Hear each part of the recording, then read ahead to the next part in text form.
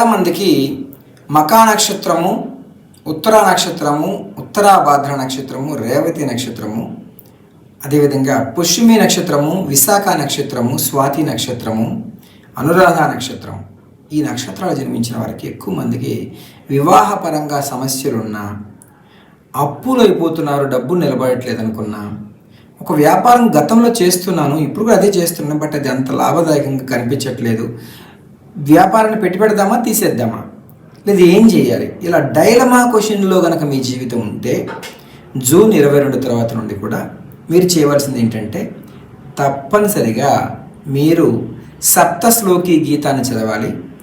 రెండవది శ్రీ అర్ఘరా స్తోత్రాన్ని చదవాలి. శుక్రవారం దుర్గాదేవిని ఆరాధించాలి.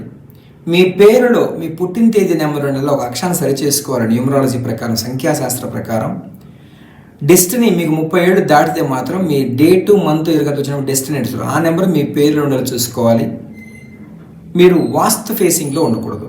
ఈ జాగ్రత్తలు తీసుకోండి చాలు, అద్భుతాలు చూస్తారు జూన్ 22 తర్వాత నుండి.